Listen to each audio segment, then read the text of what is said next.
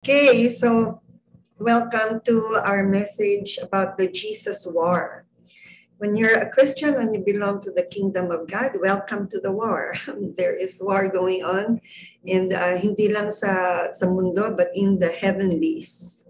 And tonight we're going to learn how to win the war, or maybe we will learn that we have already won the war. In Jesus' name. We just want to thank the Lord for what He's going to do tonight, that He's going to open our hearts.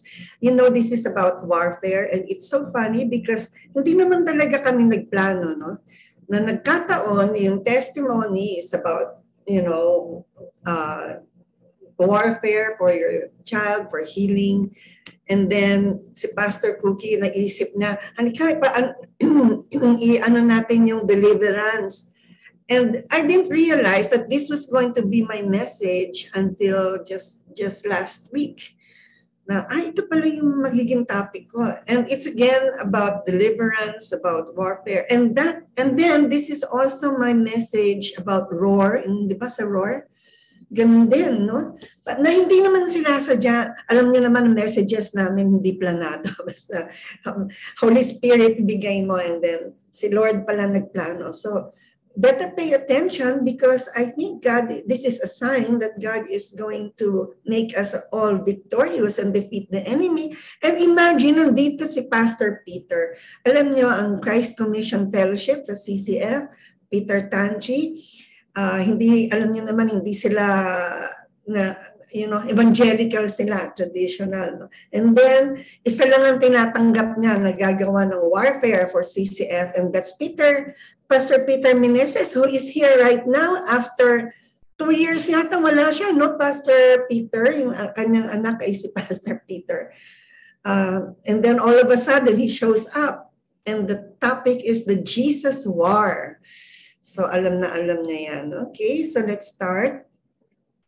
Ang tanong sa atin is, whose side are you on? Okay, Pastor Chris, please. Yes. Jesus War. Whose side are you on? Okay, hold on. Yeah. Luke chapter 11, verse 20. Jesus said, if it's God's finger I'm pointing that sends the demons on their way, then God's kingdom is here for sure.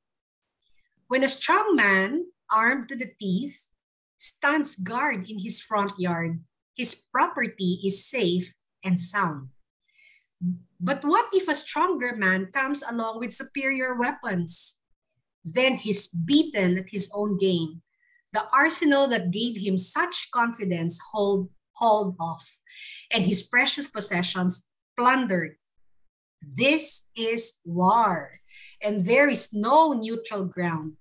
If you are not on my side, you are the enemy. If you are not helping, you are making things worse. This is Jesus performing deliverance. Nagpalaya siya ng evil spirit.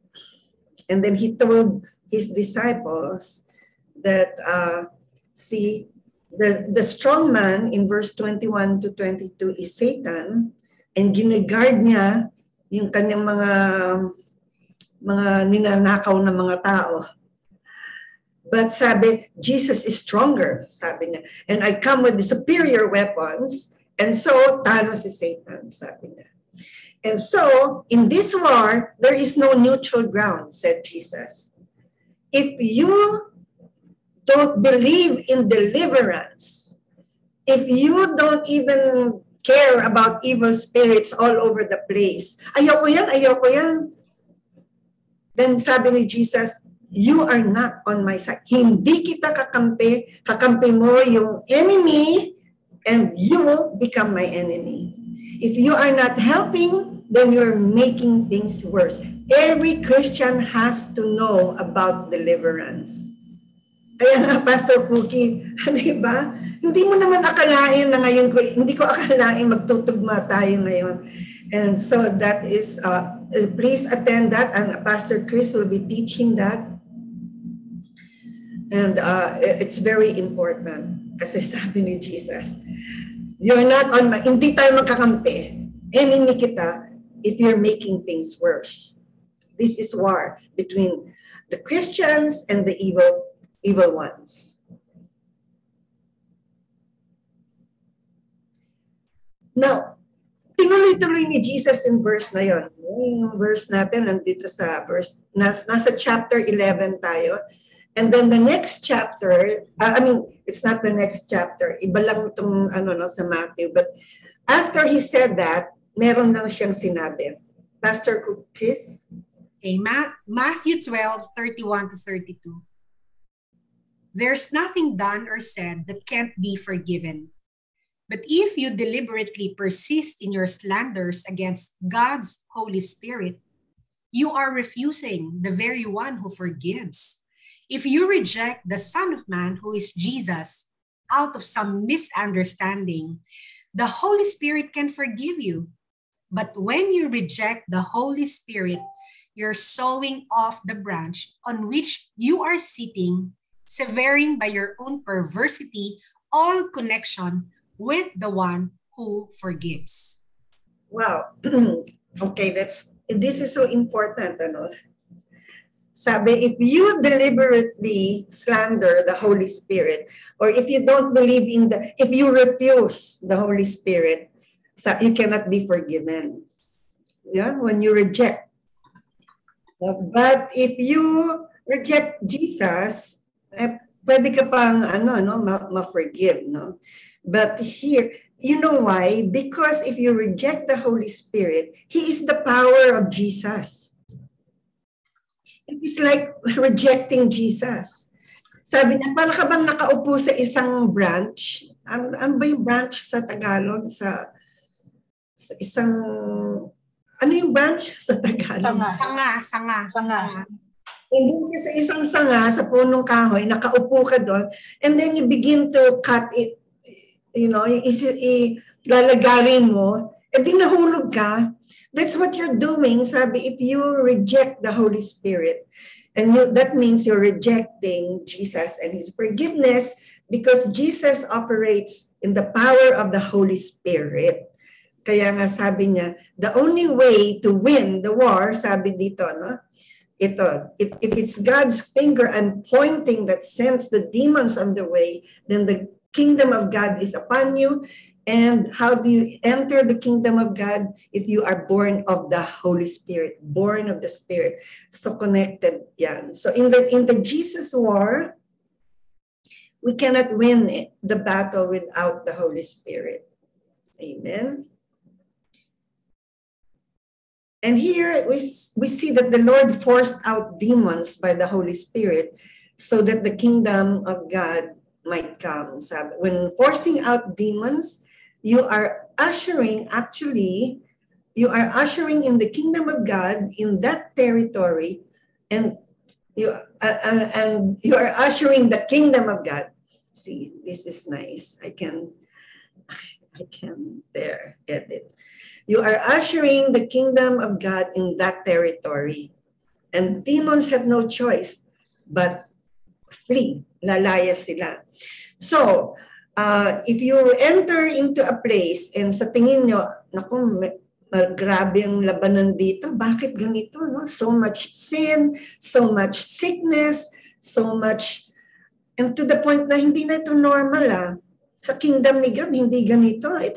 There's so much, yung depression, unhappiness. Aba, hindi na pwede. Kaya tingnan yung ginawa ni Pastor Chris at saka sino yun? Si Pastor Rosie, doon sa anak yung prayer nila sa anak ni Ruby. Demons have no choice but flee. No, that's why, Ruby, you have to cover your son kasi lalo na sa Africa. Territorial spirits yan.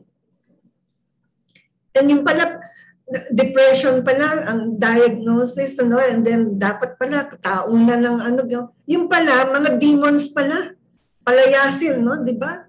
Pastor Chris, that's what you did in your healing room. So wala silang choice. You are ushering every time you say, in Jesus' name, get out. I cast you out. Ang pinapapasok mo yung kaharian ng Diyos, yung power ng kingdom.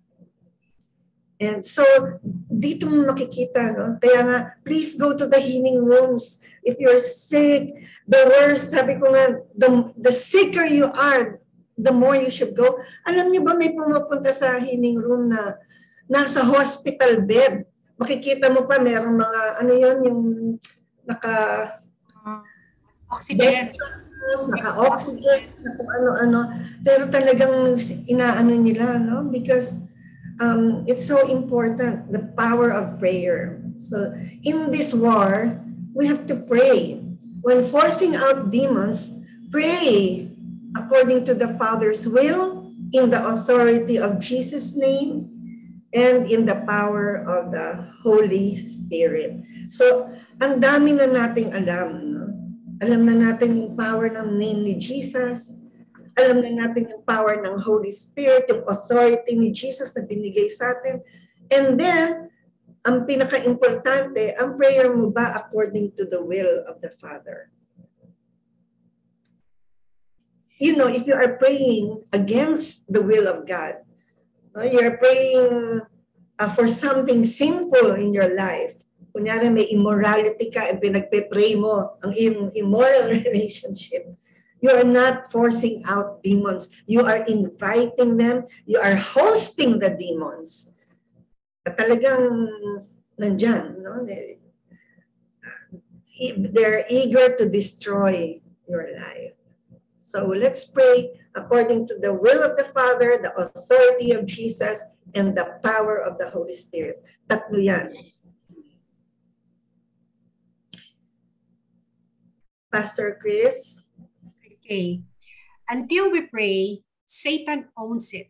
But when we pray, then we own it. Luke 11:21. Satan's belongings are undisturbed as he stands guard over his fortress kingdom, strong and fully armed, with an arsenal of many weapons. But when one stronger than he comes to attack and overpower him, the stronger one will empty the arsenal in which he trusted. The conqueror will ransack his kingdom and distribute all the stolen possessions, the spoils of victory. Alam niyo ba na if you believe, if you pray, then everything that was stolen from you, yung para sa iyo na, nandyan na, hindi makarating, you know? And that's what God is going to do. That's what in Jesus' name means. Inaagaw natin. Amin yan. But if you don't pray, you don't claim, Satan owns it. Akin to. Hindi ko i-release ang blessing mo, sabi ni Satan. But remember, Jesus is the stronger man, the stronger one, and he is the one who has the authority. So walang laban si Satan. But the thing is, do we really pray against the evil ones? So tonight, ito yung gusto ko lang to increase our faith and increase yung maging masipag tayo, maging conscious tayo na pag nawalan ka or hindi makarating yung blessing, may hinihintay ka, may umiipit, etc. Sabi dito, you know, these are your belongings na ginagwadyahan ni Satan. Akin to, sabi ni Satan. But then when Jesus comes, he attacks and overpower him. Lahat ng sabi ng akin to, atin na. Amen? Jesus will distribute. Ibang, teka muna, ano yung hinihintay mo, Pastor Cookie? Ito na. Naipit dito. Ano ba yan? Passports? Visa? Ayan na. Ikaw naman, ano hinihintay mo? Ito na, nakuha na ni Jesus. Bakit na binibigay sa'yo? Nag-pray ka eh. Na-claim mo. Alam niyo ba na allergic ang maraming Christians, even Christian pastors and leaders sa word na claim. Ano yung claim? Hindi pwede yung claim. I claim it. But this is what's happening. You have to claim it. Otherwise, it's Satan's. Sabi nga ni Jesus, there's a war, and whose side are you on? Because if you're not on my side, if you don't believe what I'm saying, then you're my enemy. And so praise God dito sa ating mga natutunan. Yes, Pastor Coops, ayaw nila yon. Name it and claim it. Si Sheila, talagang warrior. Lord, I claim it. I don't care if they don't like it. I don't care if they don't believe. But the thing is, sabi, those are our belongings na iniipit ng diablo. So we have to make war, the Jesus war. Maging masipag tayo sa prayer. And ang ganda, prayer is a supernatural activity. Amen? Ayon kay Taylor, a philosopher. Forgot na ano. Okay, Pastor Chris. Okay. Natural. Natural. We function on the basis of what we can see and touch. We don't really see ourselves as being under the influence of spiritual beings. Instead, we emphasize our own skill and understanding. We might actually be quite religious and still function according to the natural frame. Oh, religious ka, attend ng Windwatch Bible study, but when you are attacked, when something happens, hindi mo naisip mag-pray, hindi mo naisip mag-warfare, hindi mo naisip mag-claim. Amen? Remember, when you pray, it is a supernatural activity. Yes, Sheila, roar in prayer. Kaya nga yung mga hindi pa nakaka-attend ng roar, attend kayo. Ano yun? Wednesdays at 5:30. Hingiin nyo yung link sa kay Pastor Esther. Okay, so grabe to, no? You may be religious, you're here in Windwatch, pag uwi mo, talunan ka pa rin kasi you are working sa natural pa rin. Pagka nawalan ka ng pera, oh yes, Windwatch, amen. Pag, ay naku, sinong uutangan ko? Naku, ayun na, sino yan si LGI? Meron na kaagad na link nilagay sa roar. Sipag. Okay, now, Pastor Chris, ano yung supernatural? Okay, supernatural. We might profess belief in supernatural powers, yet our basic decisions are not affected by them. We go about our days with expectations and decisions that take no account of what might be happening in a spiritual realm. The beliefs we profess have not sunk deeply enough into our thinking to have any real power in our lives. If we really want to move beyond the natural frame into the supernatural, we have to retrain our prayer reflexes. Yan, inimbento ko yan, prayer reflexes. Ano ba yung reflex action mo? Pag nawalan ka, ano yung, ay, sinuutangan ko, ay naku, mayaman si ganito, uutang ako doon. Reflex. Meron ka namang, naniniwala ka naman, yes Lord, I know you provide, etc., etc. Pero yung reflex mo, ibang ginagawa. Amen? So we have to retrain ourselves to live a supernatural life. If we want to go beyond the natural, function in the supernatural. Tama yun, Annie. Ayan. Tama pa, Tet, no? Kaka-attend natin ng LGI seminars and Windwatch. Holy Spirit will retrain our prayer reflexes. Kaya pa ulit-ulit, nire-replay pa nga. Ayan, may replay na naman tayo ng letting go, letting God, deliverance session. Kasi nakakalimutan natin. Amen? Now, look at this. We have been given all authority. Tingnan natin, Pastor Chris, Matthew 28:18. Matthew 28:18. Then Jesus came close to them and said, "All authority of the universe has been given to me." Luke 10:19, Jesus said, "Now you understand that I have imparted to you my authority to trample over his kingdom. You will trample upon every demon before you and overcome every power Satan possesses. Absolutely nothing will harm you as you walk in this authority."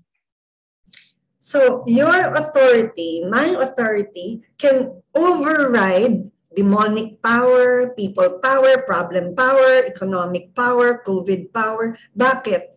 Kasi sabi ni Jesus, all authority, all has been given to him. And he said, I have imparted to you itong all authority na to, na impart na sa atin through because of our faith. Now I impart to you that authority in Jesus' name. Receive it. Amen? Kasi ini-impart yan eh. No? Nare-release yan and you receive that authority. Actually, mali nga dapat nga hindi, I don't have to impart to you anymore. Because you already have the authority. Yung mga iba lang na hindi pa alam. And if you have authority, dapat may galit na kasama, galit ka. Like, okay, Pastor Puki, you're waiting for the visa, that stubborn visa. Dapat hindi hindi ka magpe-pray, Lord, yung visa namin in Jesus. I take full authority. I override you, Satan. Ibalik mo yan in Jesus' name. Dapat may galit eh. May galit factor. Parang yung anak ni Pastor Bernie, nakwento ko na ito maliit pa siya, 7 years old, si Kaki ba yun, Pastor Chris? Mama, ang sakit ng tiyan ko, i-pray mo nga ako. Ito naman si Pastor Bernie, bagong gising. So, nag-lay hands. Yes, Lord, in Jesus' name. Stomach ache, get out in Jesus' name. Mama, hindi ganyan. Yung galit. Napagalitan niya si Pastor. Dapat yung galit, hindi yung tinatamad. Amen? Si Pastor Cookie din, pinagalitan din ng anak niya. Sabi ng anak niya sa kanya, si Caris, ito naman si Pastor Cookie. Kunyari, nagpapapray. Pray for me, Caris. Ganyan, ano ba yun? Headache or something. O headache. Tapos, ang sipag naman, seryoso naman yung bata. Nag-pray. Tapos sabi sa kanya, what do you feel, mommy, after? Ano yung sabi mo, Pastor? I'm... Okay lang. Sabi ko, thank you for praying. No, nag-thank you. Ay, nagalit yung anak. How do you feel? Grabe, ang ini-expect ni Caris ng bata, may manifestation. Amen? May authority. Oh my. I'm so excited with these kids. Amen. Eto na, I prayed, si Olive, I prayed a warfare prayer every night sa kanyang asawa for healing power. Day by day, there's improvement. Last Saturday, he was able to drive na. Sunday, we went to church. Wow, congratulations, Olive. Praise God. Thank you, Lord. Oh, there you go. Sabi ni Joey, kasi nag-win-watch si Caris. O tama, di ba? Win-watch. Ano pa yan? Nag-worship dancing pa sila doon sa Word of Grace. No? Okay, so ano naman to, Pastor Chris? I had a ticket already for New Zealand and I was denied a visa 5 days ago. I prayed, the Spirit led me to call the embassy. The consul said he cannot help, but he was moved to tell me to reapply, and then my visa came after 3 days, just 2 days before my flight. Talagang panalo, no? Our authority. So be conscious of it. You have all authority. And if you have the authority imparted to you, anong sabi dito? An all authority impartation. What's that? The all authority that was given to Jesus has been given to us. And if we have Jesus' all authority, then Satan and his demons have no authority. Amen? No authority. Wala kayong authority, wala kayong pakialam dito, sasabihin niyo sa kanila. And, mga kapatid, baka akala niyo, na, kakausapin namin yung demons, ganyan, tapos, anong tawag nito, and no authority, mga pag-ganyan-ganyan. But, mga kapatid, in the Bible, in Acts, ngayon ko lang naalala na i-share. Remember sa book of Acts, meron mga ibang mga tao na, halika, mag-cast out tayo ng demons. In Jesus' name, kopyahin natin si Paul, ang sabi. Alam niyo yung sabi ng demon? Jesus, I know. Paul, I know. But who are you? And the demons chase them at beat them up. In other words, nakakakilala ang demons. Anong pagkakilala sa iyo ng demons? We always say, I take care of my, iniingatan ko ang aking reputasyon, ang aking testimony sa mga tao para alam nila Christian ako. Ikaw, anong reputasyon mo sa mga demons? Sasabihin ba nila na, Jesus, I know, Paul, I know. Hindi kita kilala. Wing watcher ka ba? Hindi ka naman wing watcher. Amen. So we have to take this seriously. So attend kayo ng, kailan na nga ba yun, Pastor? When Heaven Roars? Ano ba yung inaano mo? Deliverance. Tomorrow at 9 a.m. 9 a.m. Tomorrow. Ayan, tomorrow na. Nandyan, pakilagay yung date yan. This is serious business. Nawala tuloy yung aking share screen. Okay, so remember also that our God is a God of war who fights our enemies. Sige nga, Pastor Chris. Okay, in Joshua 10, 5 kings and all their armies came up against Israel. But Joshua called upon our God, Jehovah Gibor, the God of war, for the sun to stand still until all his enemies were defeated. Joshua 10:14, there has never been a day like it before or since. Surely, the Lord was fighting for Israel. Alam niyo, kaya inutusan ni Joshua, son, huwag kang lulubog kahit matapos na yung 24 hours. So one whole day, hindi lumubog yung araw. Because pag gumabi, matatalo sila pag gabi na. No? That's why he wanted the sun out. And sino tumulong sa kanya? Sino yung tinawag niya? The God of war who fights our enemies. Kaya nga sabi ni Jesus, sinong kakampi mo? Whose side are you on? Go ahead, Pastor Chris. Hey, Jehovah Gibor. Jehovah Gibor means the Lord strong, the Lord strong and mighty in battle. Our Lord will pierce the demons. This is another name for God, focusing on his warrior spirit anointing. We will call on Jehovah Gibor and he will do something supernatural. He will pierce the armor of evil in our life in Jesus' name. Amen. Jehovah Gibor, the God of war, our God of war, sabi ni Pastor Chris, yung message nga niya noon, anong sabi? In one day, 48 hours.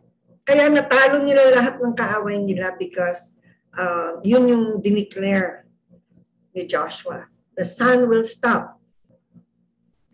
And hindi siya bababa until they win. So, mga kapatid, we are concluding and I prepared a prayer activity where we will call on the God of war. And it is my prayer that you believe, you have faith, so that today we can drive out the demons. Just to summarize, Ayun ang tanong ni Jesus, whose side are you on? So ano yung mga tinake up natin? We have to, don't reject the Holy Spirit, because rejecting the Holy Spirit is rejecting your connection with Jesus and His forgiveness. And so we need Spirit. The Lord forced out demons by the Holy Spirit so that the kingdom of God might come upon your situation. So, kung minsan pray tayo ng pray, hindi natin pinapalayas yung mga demons. So, wala nangyayari, no?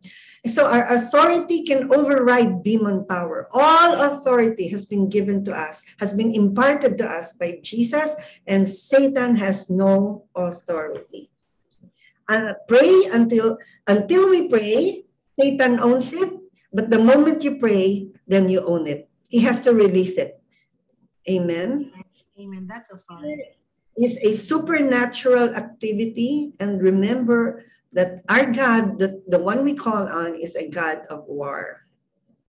Amen. So tonight, let's ask the God of war to fight our battles with us as we declare and as we force out demons in our situation. I don't know kung ano yung mga ano dito, but I wrote some items here that I want you, kung sa inyo yon, you just claim it. Okay, you can claim it. And I'm going to ask Pastor Aaron, are you there? Siyempre, he's there. He cannot be not there. Pastor A, can you be the one to just read these things para habang binabasa ni Pastor Aaron, you will declare it for yourself kung yan ang kailangan nyo. Okay? Let's just open in prayer for this activity. Dearest Lord God, thank you so much. God of war, thank you so much. We are on your side. I know tonight, there will be deliverance tonight. At yung mga naniniwala, mag-claim na kayo. At I know it will happen. Sabi nga ni Jesus, kailangan kakampi natin siya. Ibig sabihin, naniniwala tayo sa kanya. Let us force out these demons. Pastor Aaron, let's start. In the name of Jesus. Amen. Hallelujah. Shurayara da kalayara da sterayara. Holayara da stalayara. In the name of Jesus, let every decision taken against me by the wicked be rendered null and void in Jesus' name. In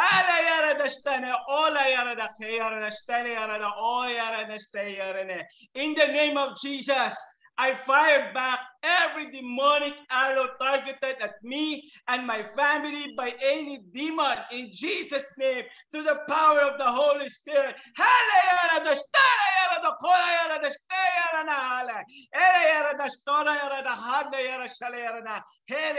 In the name of Jesus, Lord, oh Lord Jesus, seal my office, seal my school, seal my car, my home, and all my properties that no evil may ever enter. In the name of Jesus. In the name of Jesus, I destroy all demonic plans formed against me and my loved ones in Jesus' name. It will not prosper in the mighty name of Jesus. We are secured. We are covered by the blood of Jesus in Jesus' name. And in the mighty name of Jesus, I render powerless all the demons who are currently troubling the church.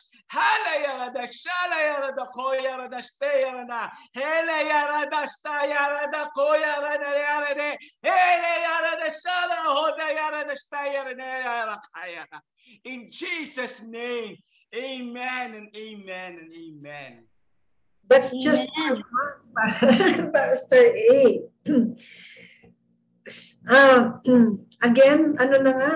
We have the authority, and lahat ng sinabi niya, there is no authority given to man on earth, under the earth, except in the name of Jesus. Doon lang.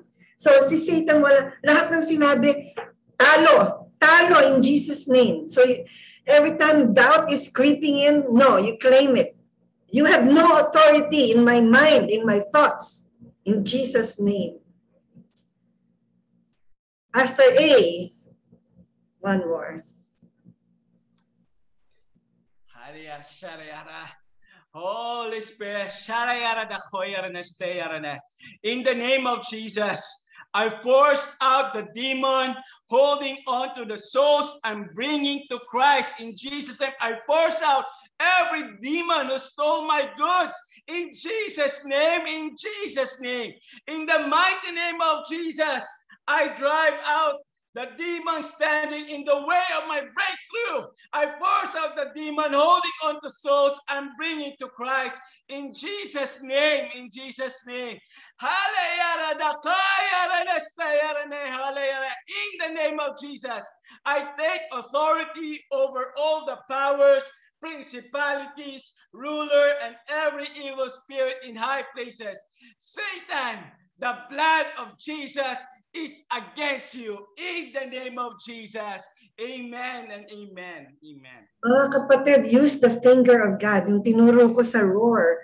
Turo yung ganyan. Dahil you are ushering, you are releasing the power of the kingdom of God. Right? Yung ginawa ni Jesus. No? And lastly, meron pa tayo, Pastor Aaron. Yes. In